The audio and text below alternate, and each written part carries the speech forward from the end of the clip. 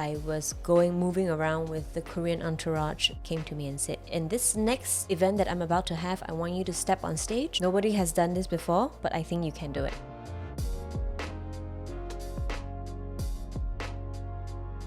Hello everyone, welcome to V On Air Resorts World Genting's brand new online radio. This is the first episode of The Whole Story.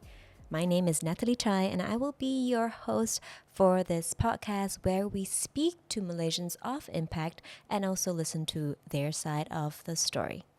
Right now for our pilot episode, I have the one and only producer of the podcast, Marcus from Resorts World Genting. Hello, Marcus. So through this podcast, we want to speak to a lot more Malaysians who probably have different sides of the stories of themselves that we want you to know. So I think about how we all came to this room today and just to talk together. It was a very strange encounter, or maybe I would say it felt like the stars aligned, because just maybe 6 to 7 months before we made a decision to hop on this podcast together, I was in a phase where I thought, like, there's a lot of stories of people that I want to share with other people. And that's why actually my nickname online is called The Nat Story. I was always very interested in everybody's stories. And how can I reach out and speak to people of different jobs, different walks of life, and share it with an audience? But I never really took it to the next step because I thought that I would not be able to do it on my own. And then many months later, I received a text and a ping from Marcus and said, hey, we're actually looking to do this podcast and we're looking to speak to different kinds of people from walks of life. And I was like, oh my God, this is exactly what I want to do. So why did you choose Natalie Chai to be part of this? Okay, I think the full story is that we were given a list. Okay, this bunch of people, they can probably talk on camera. Then I was like, okay, then a lot of them didn't feel like they had the right vibe. The aura is not right, Then I saw you, and then we saw your YouTube. So go down the rabbit hole a bit, see your YouTube, see how you are on camera. Then we're like, okay, yeah, she can talk. She's presentable. But then what I noticed was there's a emphasis on like stories. So you wanted to tell stories.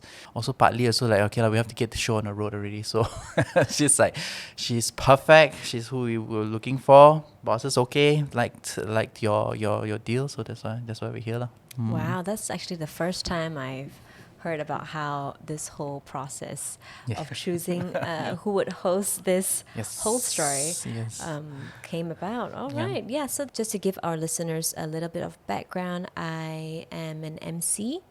I host and I interpret for especially Korean artists that come by. But Marcus, I believe you've done like a little... I have an introduction. I know. I can't believe he did that before we came. Yes. So when she's not hosting this podcast, you can find Natalie on the big stage as an MC, hosting and translating for the biggest Korean stars like Cha Yun-woo, Song Ji-hyo, and JB.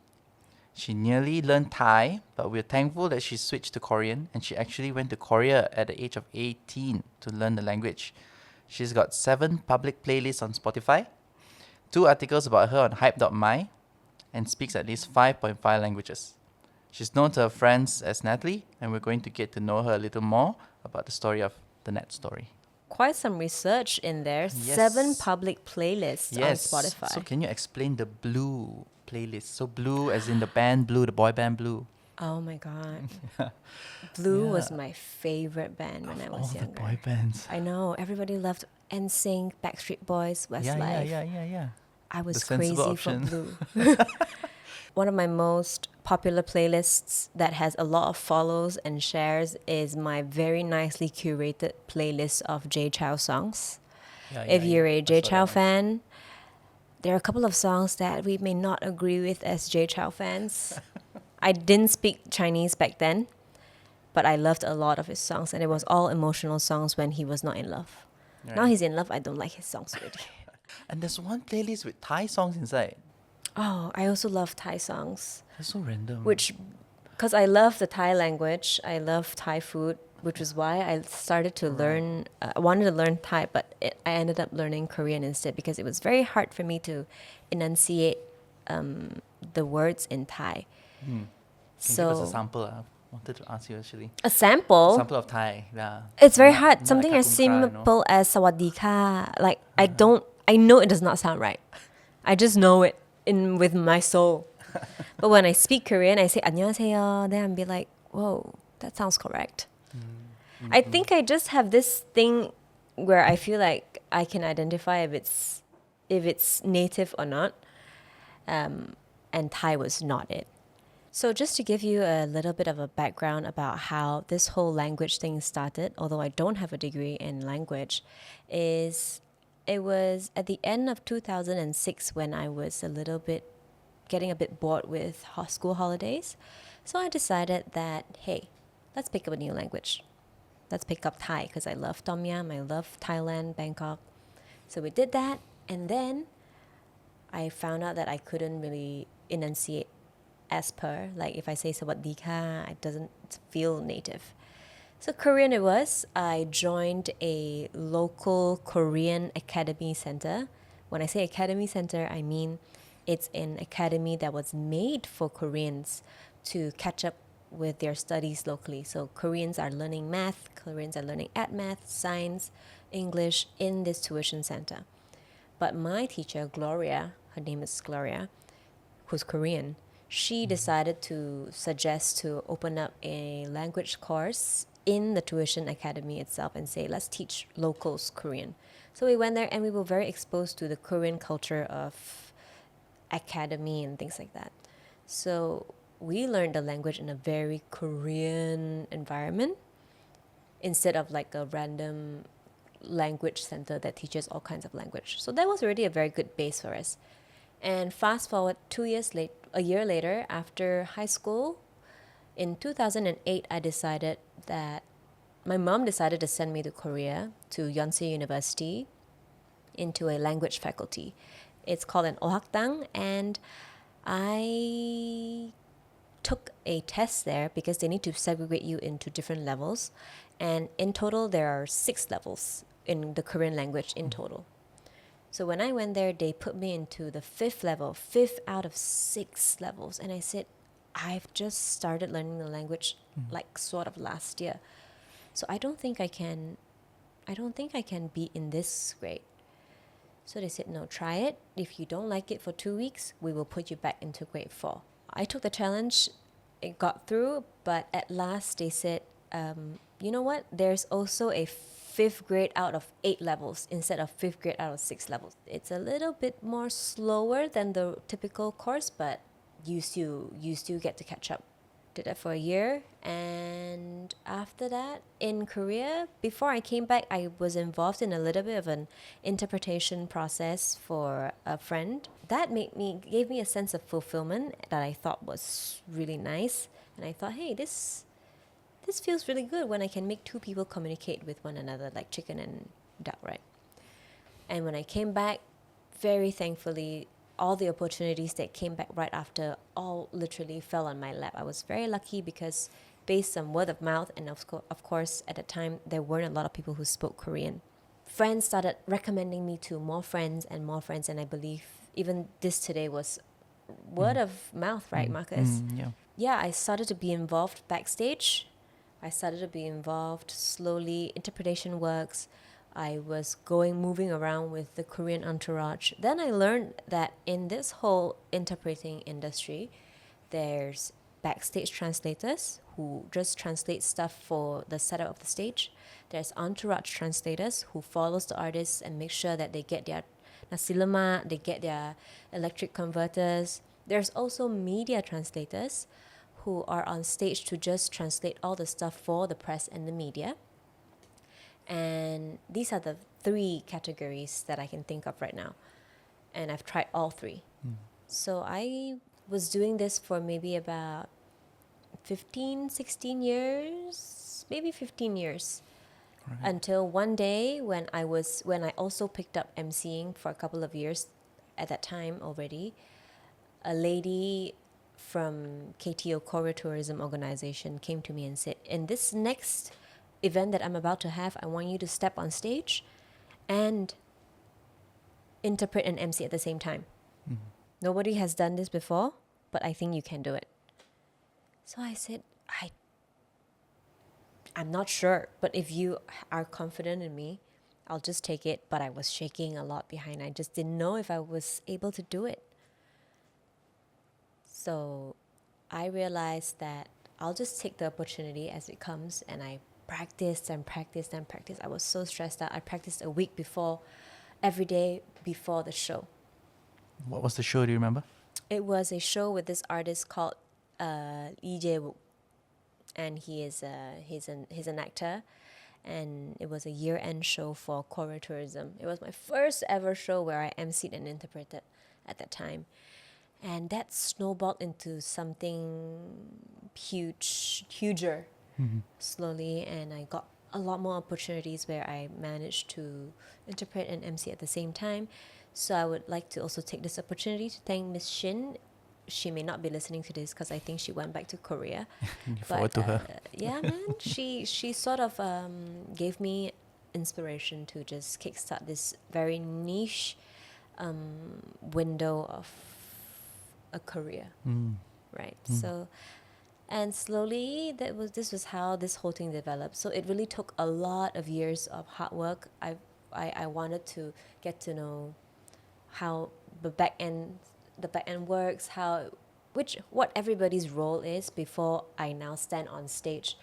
So whenever I'm on stage now, I've been a part of the crew that's dealing with the show.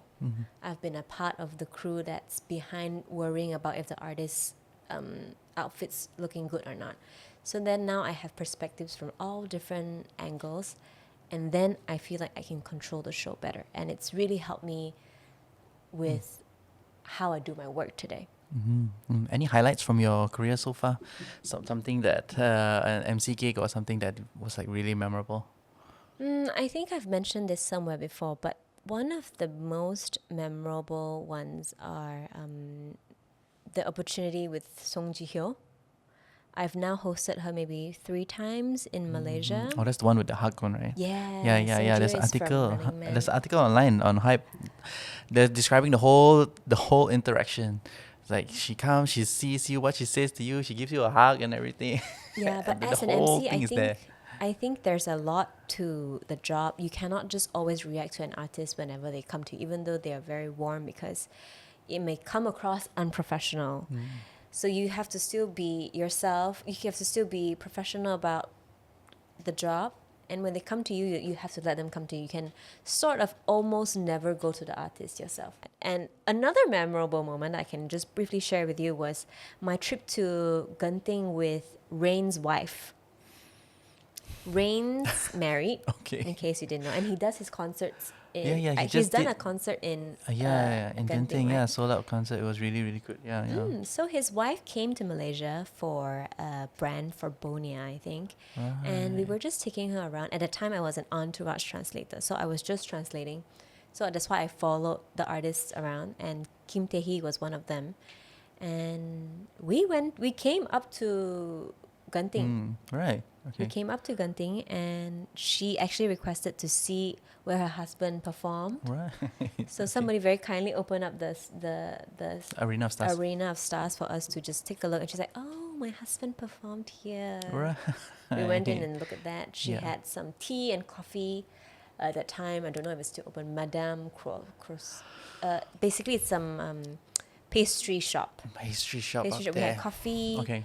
And things like that. So that was a very nice memorable moment that I had Right. with her as well, because it was more of off the camera situation, and that happened in Genting. Right. You Yeah. go there as friends, or like this is part of her trip? Like she just asked you, oh, can you just bring me to Genting? No, so I was only supposed to translate for her for the event, Oh. and then not as an entourage translator, just for the event as a media translator, and then I go off. But I remember on that night, there was an argument happening, and I was like, what's this argument about? And to my surprise, it was the security guard arguing with the event organizer somewhat about like, no, Natalie has to come with us tomorrow. Right. Okay. Like, it was about logistics and who follows the artist to on her free day. But because, like I said, they are very particular about who follows the entourage, and they were like, no, we have our own translator and agency assigned to bring you guys around tomorrow. And it was just like this argument. I'm sure it was about something else as well, but it was part of the whole thing. And in the end, I was like, whoa, they really like me? And I was very honored. I was very honored with that. And of course, I followed her. And she brought her mom as well. And her mom was so nice to me. She brought me shopping in Pavilion. And she was like, you have to pick a clothes, a garment, an outfit. Pick a bag, pick something. I'm like, no, I cannot accept anything. Right. But that whole experience was just like, whoa, these people are really human. And just so you know, Kim Tae-hee, who is, like I said, Rain's wife, is goddess level in Korea. Oh, really? Like, people walk into surgeons and be like, I want to be like Kim Tae-hee. Kim Tae-hee in Korea is super high level. The goal. Yeah. This is the look. Yeah, this I is want the this look. super high ranking actress already. Right. Okay. But to us, we know Rain better. Right. You So can for me tell to I do have see- no idea who are these people. I know, but then for me, when I know who Kim Tae-hee is, and for her to be so down to earth and friendly and just so hospitable, and she's so good with her mom, really made me feel lots of warm and Right. fuzziness inside. Right. And that was a very memorable moment, and I'm Right. glad that it happened in In Genting, of all Genting. places. Yeah, Did she Genting. say anything else about us? Anything that she want to report back that's really good about No. Genting? Is there I a can golf tell my course boss. around the area? At Awana there, yes. Yes, Yeah, so yeah, we yeah. also dropped by at the golf course. The She mom played looked some holes around. out. Yeah, No, she played- didn't. She didn't. We Oh, just okay, walked okay, down. okay. She wanted to look at the golf courses, so that's where we went as well. They were like, "Oh, the air here is so fresh Okay, and I'm, nice." okay, I must note it down for my boss. Yeah. Yeah, Her so mom that likes was- Awana. Okay, got it. Her mom, yeah, at that time. But yeah, so I think all of this led into different opportunities, and of course, leading back to this podcast as well. So there's a lot of things that I kind of want to get out of the podcast, Marcus, and it's a lot of the stories that I hope to carve out from people and to learn from them just by listening to their stories as well. Like for you yourself, I know that you were an accountant before. I studied to be an accountant, yes. To ACCA.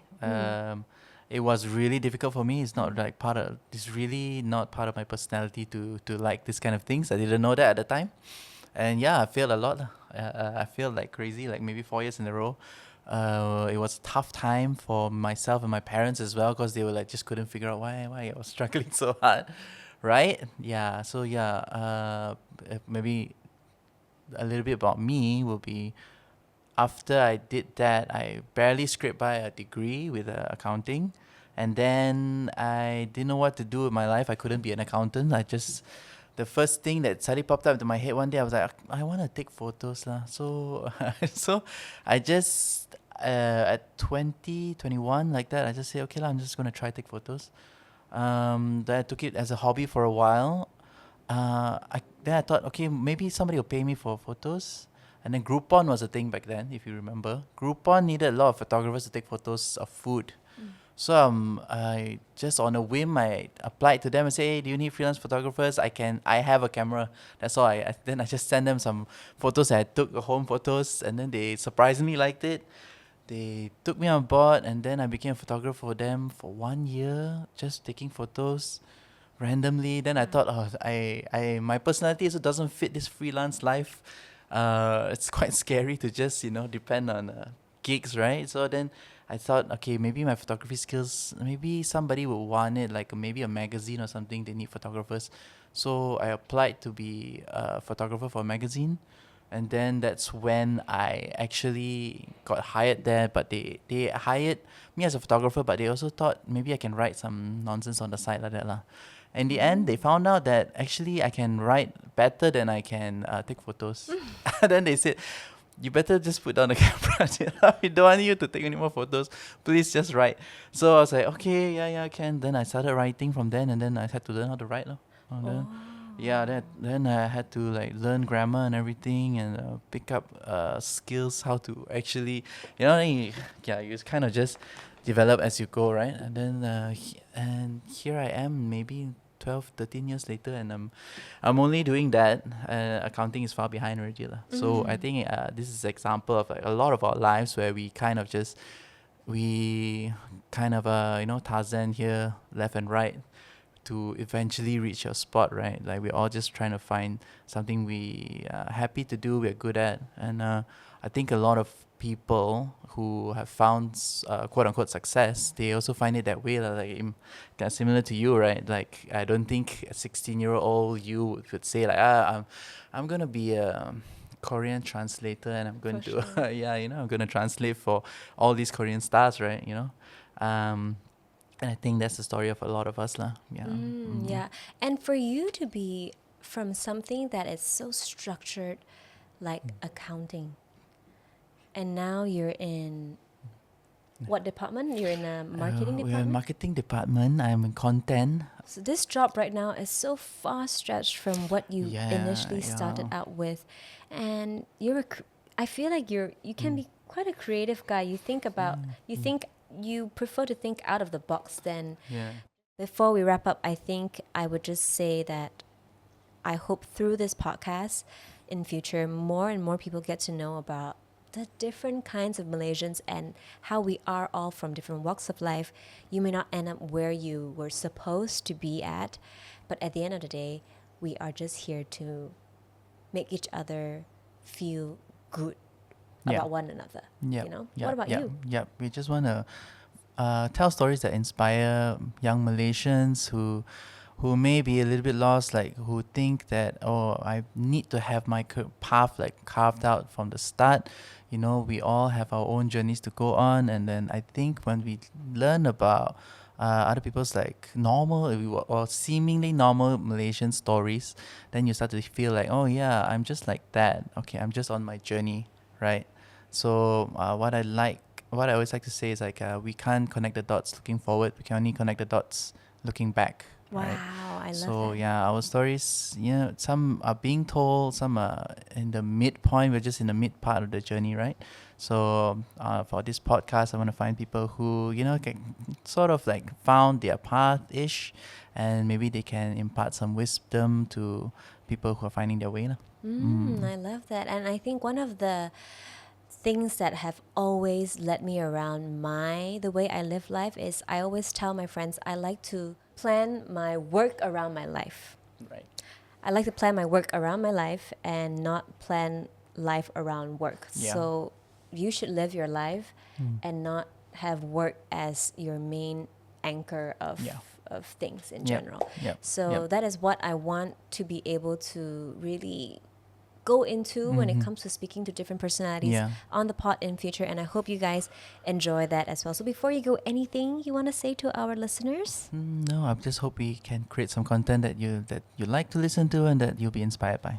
Amazing. So that wraps up today's episode. I hope you guys actually enjoyed this pilot episode. Just a fun fact, we are recording this for the second time today. Yes. So hopefully you guys enjoyed this episode, and if you want to follow up on more different episodes like this, do follow us on our socials, Resorts World Genting, and we will see you next time. Thank you. Bye.